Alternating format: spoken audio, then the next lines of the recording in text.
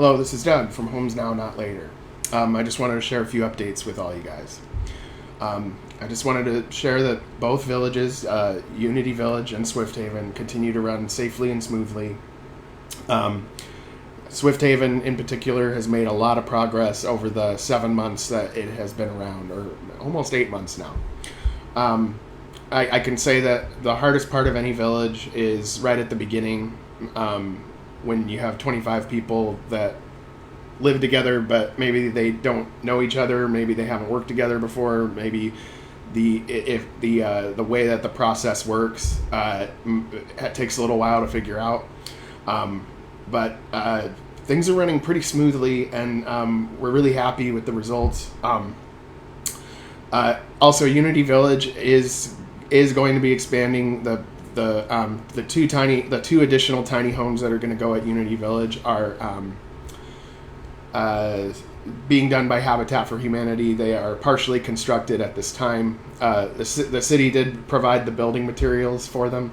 One thing that we did forget on our parts list that we sent to the city is some windows for the tiny homes. So I'll have to get in touch with them and figure out how to get some windows for those tiny homes. In my last video, I talked about how the city was trying to move us to the Cornwall site. So that's kind of what's been taking up a lot of our efforts in the last few weeks / months.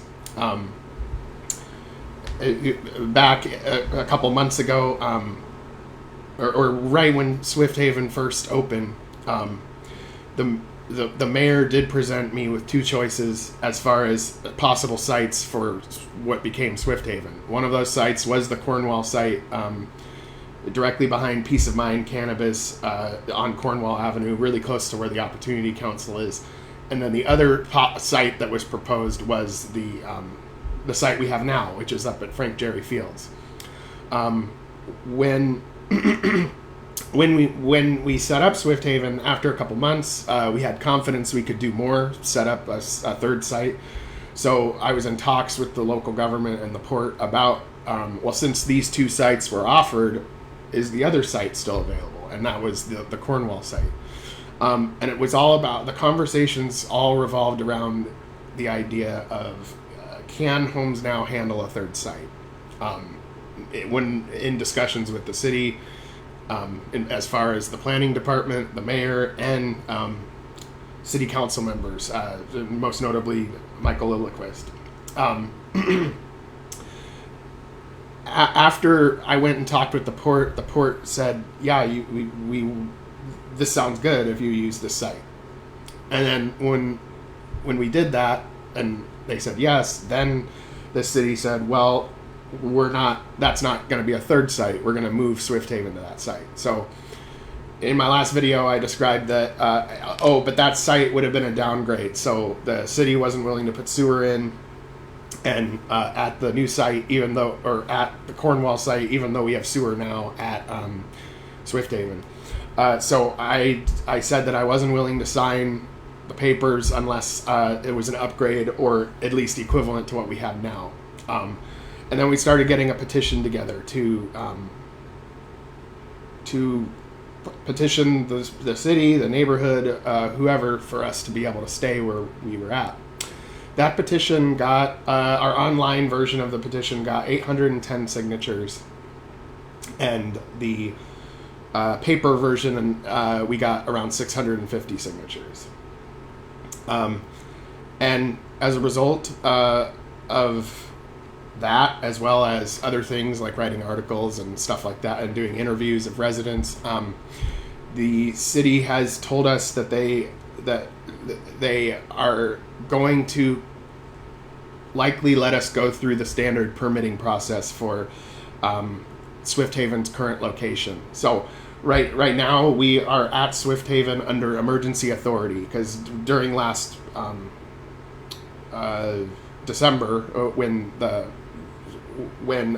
there was a lot of tents at City Hall, and because there was a COVID case, that unlocked emergency money, unlocked emergency powers, and one of those emergency powers was the mayor under emergency authority, allowing us to use the site we're at now for Swift Haven. But since we've been at that site, we've basically been getting like 1 month extensions or 2 month extensions while it's all being figured out. So if we were to go through this standard permitting process, which takes a few months, we would be able to have a more long-term agreement where we could be there for a year or two, perhaps, or even more if they can't find another site. The idea that we've got going on right now is that in talks with the city is that we're going to be safe where we're at right now. They are still looking for a viable site as an alternative. But until that has occurred, we're safe where we're at now as far as what we've been told. Also, currently in the municipal code, the maximum time for a tiny home community to exist is 2 years. So in August, that's Unity Village, our other tiny home community, will have been there for 2 years. There seems to be some motion going from the planning the planning commission, which makes recommendations to the city council to change that municipal code from 2 years to 5 years maximum. A tiny home community is allowed to exist in one location. So we really hope that goes through. It looks like it's going to, but you never know. And that would allow a stable living situation for, around 20 people at Unity Village. Sometimes that causes a little anxiety as well. Like if your position is precarious and you don't know exactly if you're going to be asked to stay or go. And so just having that reassurance and peace of mind will be extremely helpful. We appreciate everyone who went out and got signatures for the petition, and I think it really helped. And thank you guys very much. HomesNOW, at both of our villages, we have a resident managed approach, which we are proud of as an approach. And that means that residents themselves run the village and manage the village, and we have no paid staff, and we are all volunteer. What's interesting is that the process by which decisions are made by the people who live there. And so already, since we've opened Swift Haven and Unity Village, both villages run things differently. Like, they've come up with a different system at both villages, and both systems work well. They're just different. And so for example, at Unity Village, we kind of have more of a traditional we have management staff who are residents that live there, and then at Swift Haven we kind of gone in a different direction. We have more people as supervision, but they are but it's a little more decentralized. In fact, even the term manager was a little bit of a touchy subject for Swift Haven, so we've used the term facilitator. That's just what came about. And ever since, at the end of the day, our major decisions at the village are decided democratically with a vote. People that are management or supervision are actually able to make decisions and everything like that, but there's checks and balances. So, like, if a bad decision is made or something like that, then the rest of the village can change it. And we found that works quite well. The other good thing about both villages being a little different, with the same basic model, all within legal framework of what we're required to do with our permit and everything like that. But the advantage of that each of them being different is that when we do interviews, and it allows us more flexibility to help more people. There's people, when I do interviews, I kind of try to use my best judgment to figure out if they would be a better fit at Unity Village or they'd be a better fit at Swift Haven. So increasing the flexibility of the model actually allows for helping people that we wouldn't have been able to help before. And then also too, some people do well at Unity and they wouldn't do well at Swift Haven. Some people do well at Swift Haven and they wouldn't do well at Unity. Some residents have chosen to move to the other village, like if they want to move to Unity Village or they want to move to Swift Haven, we allow that to occur too. We are very happy with our model, and we're ready to do more. So that's the whole idea behind us asking for a third site, or the ability to do a third site, because we know we can handle it. The beginning is the toughest part of any village, and then it gets gradually better and easier over time. Even if it's 1% per day that it moves in the right direction, it gets better all the time, even if gradual. So at Unity Village, for example, right now is running like a well-oiled machine, and Swift Haven's there as well. But of course, Swift Haven is 6 months old. Unity Village is 2 years old. Swift reminds me of Unity Village when it was 6 months in. And it's all going in the right direction. If we were able to secure a third site somehow, sorry, then we would have even more flexibility. So all 3 villages would be a little bit different and resident managed as well. So we'd be able to help even more people get off the streets. And I think that is going to be... and the residents don't just manage the village either. Residents attend the weekly meetings that we have with the city. So we have to meet with the city once a week, with representatives from the police department, as well as the planning department. And we talk about issues that happen during the week, and the future of what's going to happen with our sites and stuff like that. And the residents take part in those meetings and contribute to that. And so it isn't just like a token management structure. Like they really are involved in managing the whole thing. And if they weren't doing a good job, then HomesNOW would implode, right? Straight up. So I am proud of all the villagers and what they've been able to accomplish, and they run the show, and it's running great.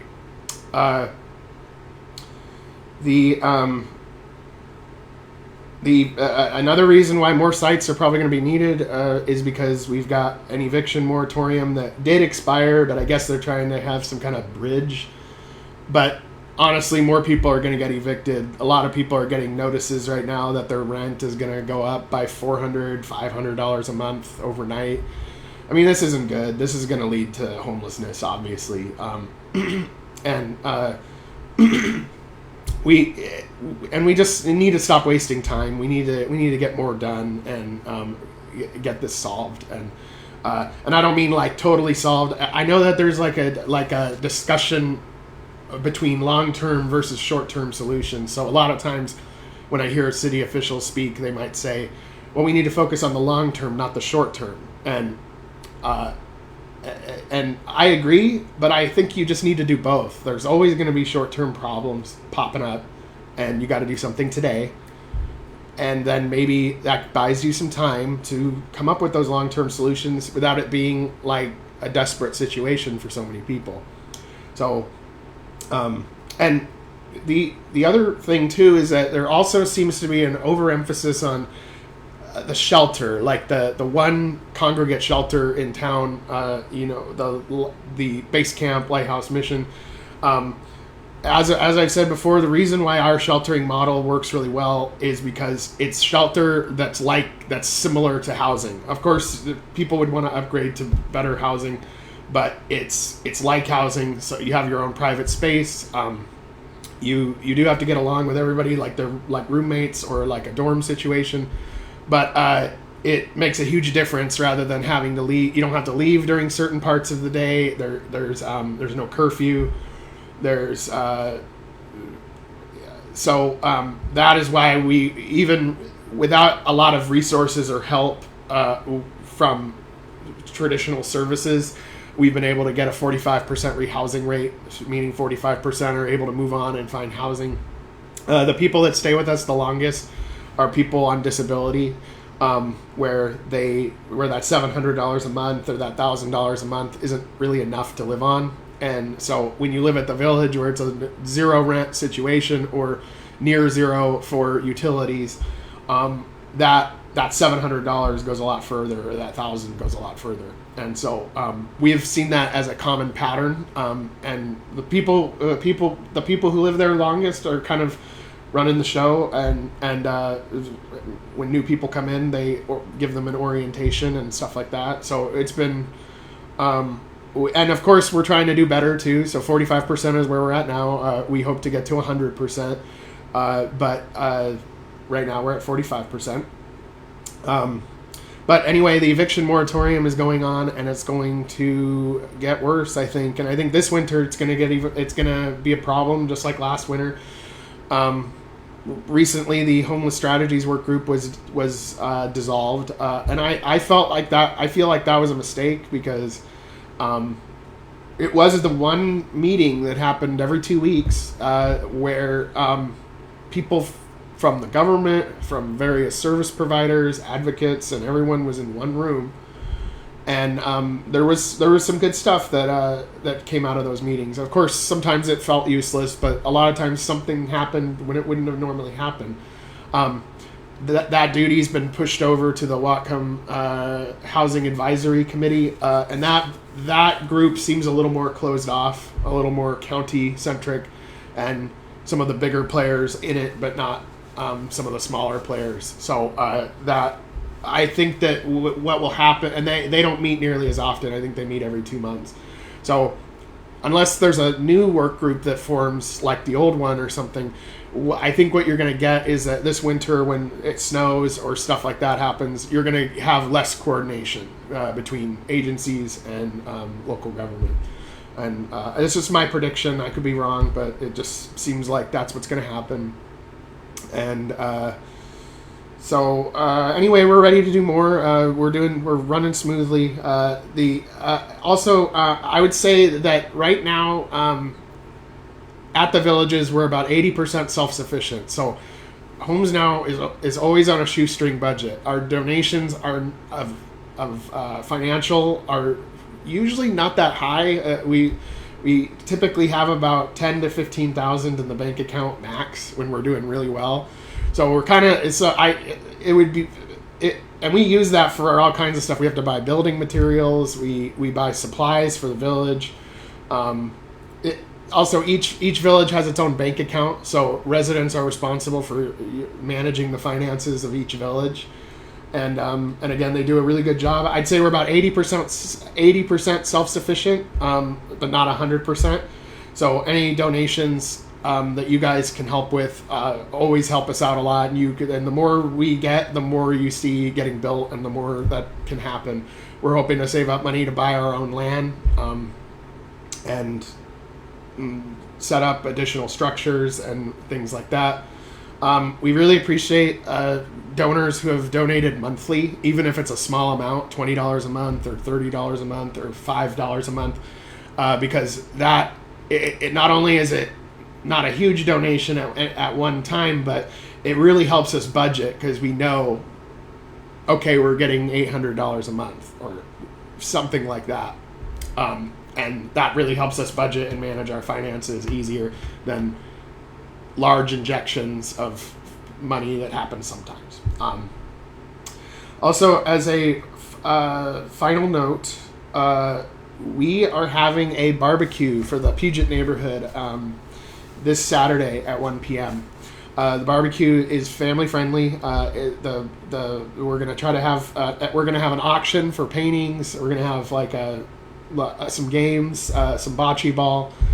It's just going to be food, lots of food, burgers, dogs, steak,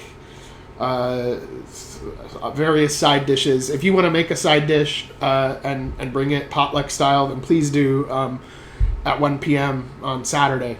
And it's going to be a fun time.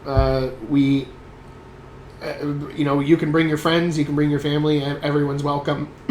Parking is going to be kind of an issue. So if you